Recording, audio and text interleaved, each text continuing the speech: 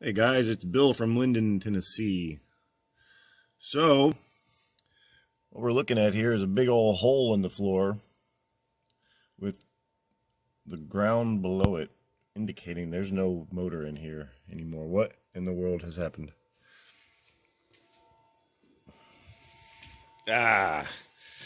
So, the grindy gear noise, it's not a grindy gear noise, the howling, whining gear noise is just, it's not terrible, and it's not even, it's kind of annoying, but it's kind of acceptable. It's not really.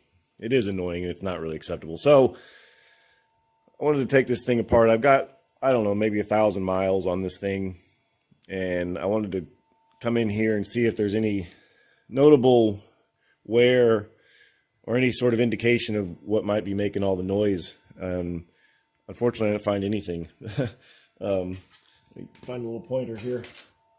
The only thing that I did kind of see, what I was hoping for is the crown gear here. I was hoping that maybe this is a little bit, this was a little too big. Now this won't actually be too big. This is the factory gear, so it's the right size. This gear here is the new one. This one is new also. These two combine the 4.5 to 1 gear set that you buy, that I bought. But this one is the factory gear, so it is what it is. This one may be a little bit too big. So what I was hoping is that maybe what's happening is where these gears mesh, that the top of this crown gear might be hitting the root of this intermediate gear, intermediate pinion gear, let's call it. But I don't think it is, because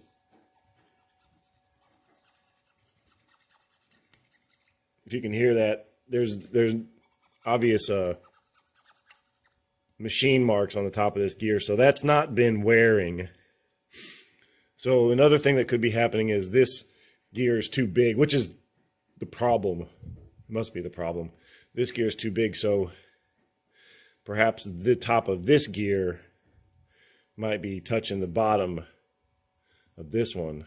So, or this whole entire gear is just a little bit too big, in which case that means all of these teeth are too big, and the whole gear is just wrong. It's just, but we're talking fractions, we're talking thousandths of an inch. But every single gear is wrong. So what I'm going to do is, since I've got the damn thing apart, I'm going to go ahead and take this crown gear, the whole differential out, set it up in some blocks, and like spin it and then hit it with a angle grinder, and just, I don't know, just take some of the top off of this. Just some. I don't know what is some. I don't know what some is. There's like there's a little land here. Maybe take like half of that.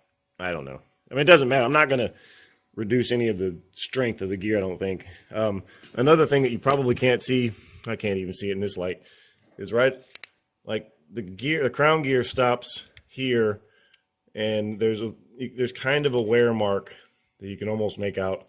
So I don't know. And then I'll do that. I'll put it back together, see if this is any easier to turn. If it's not, then I'll go ahead and I'll take this one out, and I'll do the same treatment to this and just sort of grind the tips off of that intermediate pinion, and we'll see how that does. So that's what I'm going to do today, and I'll let you know how it goes. Bye.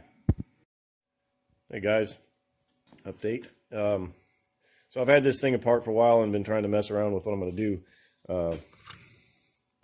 So the first thing that I did, I took some calipers. Let's go over here real quick. So this is the differential that was in the drive unit that I've been driving in the Jeep.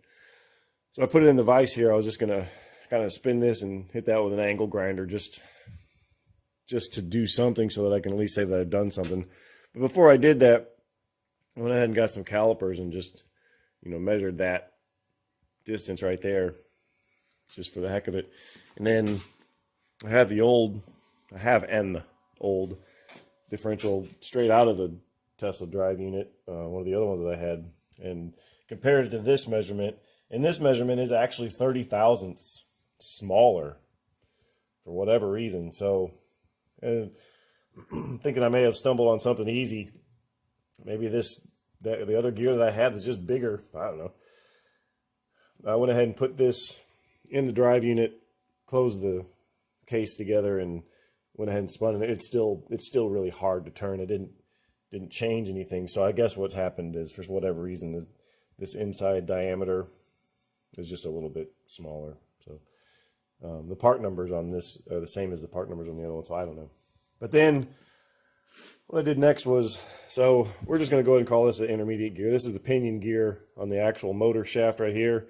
And then this is the intermediate gear. This is where the new gear reduction actually happens. From the factory, this gear on the motor would have been much smaller, and then this gear is bigger, so it gives a greater gear reduction. So on this one, they've that's how you get the 4.5 to 1 instead of the 9.7 or whatever it is from the factory. This gear is the same, and it has to be, because it still meshes to the original crown gear in the drive unit. So this is a factory intermediate gear. And I'll just go ahead and put it up here for comparison sake.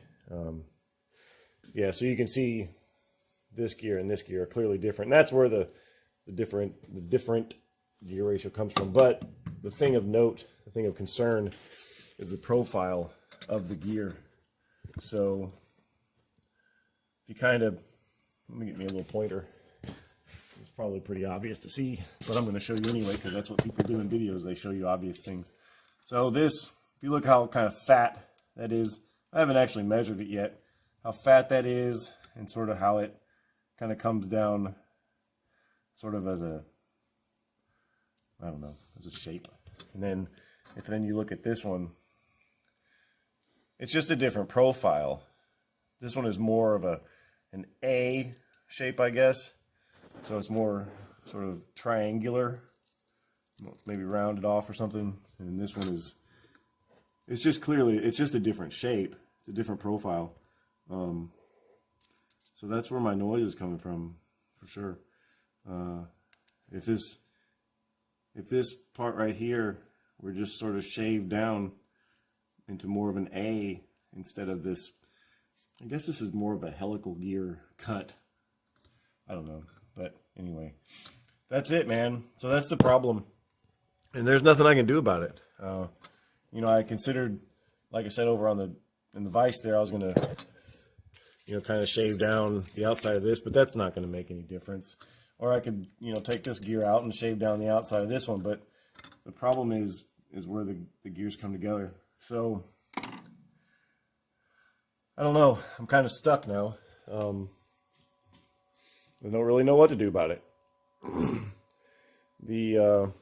Yeah, I don't know what to do about it. I don't know. So anyway, that's where we are. Thanks for watching. All right, guys. So what did we end up doing? I was talking to, I guess I can name drop, Chris over at ZeroEV over in England. He's the one that works with Quaife and pretty much kind of supplies these reduction gear sets for the drive units.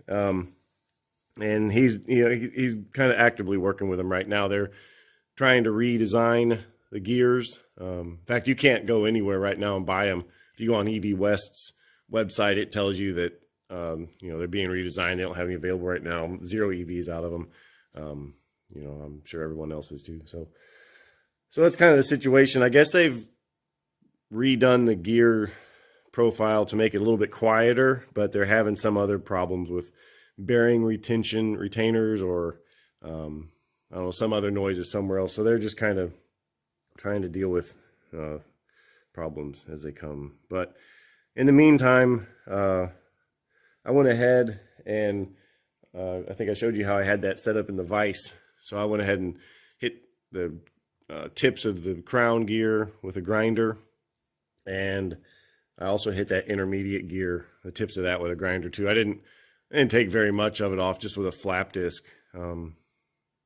yeah, I mean, I didn't really expect it to do anything, but since I had the damn thing apart, I might as well do something instead of nothing. So that's what I ended up doing. And once I got it back all back together, yeah, it wasn't any easier to turn the stub axles. It's still a lot of internal friction, but it's not, you know, it's not good, but it's not so bad that, you know, you can't get the gearbox back together. You can't get those two halves together. So, I mean, it's tight, but it's not impossibly tight. And the clearances, the tolerances on those bearing, the pockets that the bearings sit in on the case, I mean, they're really, really tight. You have to have them things, you know, right on the money for it to fit. So the fact that it does still go together kind of shows that it's not that bad. It's just, man, I wouldn't even like to guess what sort of clearances we're talking about those gears being just that intermediate being just a little bit too big. We're half a thousandth or something, you know, nothing. So, you know, all in all, I guess it's a pretty good kit and it does work. So, so previously the way I got this motor in and out was through the transmission tunnel like I'm doing now, but I had a 2x6 board that I hung this chain hoist on, and you know, hung the chain hoist off that 2x6 board, and that was always a little bit sketchy anyway, because, you know, it's a 2x6. It could like break. But now, you know, thank you Jeep for having easily removable doors. So got the doors off, and I can just put this cherry picker in there. It is a little bit more difficult, you know, climbing under, especially underneath this side to get to this side motor mount, but it actually worked. This actually worked better than the 2x6 because I can move this cherry picker around a little bit, you know, so that it's centered over the drive unit. So I mean, it actually worked out really nice. So even if I have to do this again when I don't have a top on it, if I don't have top, I'm still going to do it this way because this is just a whole lot easier. In the meantime, you know, I'll just drive this thing. I don't know. I don't think it's going to get worse. Now that I kind of know what the problem is, it's not going to get worse. It could get better, but probably not. They're pretty hard gears, and they're not going to wear in, not without some sort of lapping compound. But, you know, so yeah, we'll just drive it. And if ZeroEV, if they and Quaife get something and they come up with another a redesign of the gears, then I'll go ahead and I'll buy another set of these gears. You know, it'd just be better if it was quieter. So that's what we did, and that's what I'm doing. And I'm gonna work on this for a little while. I'm gonna try and get it running for tomorrow. My dad's coming into town, and he's pretty excited to come see this Jeep. He's driving down from Missouri going to Texas, and he's stopping in Middle Tennessee because, you know, it's like on the way if you don't know anything about geography anyway. So I'm gonna go ahead and try and get this running for him. Yeah, so that's where we're at. And alrighty, we'll talk to you next time.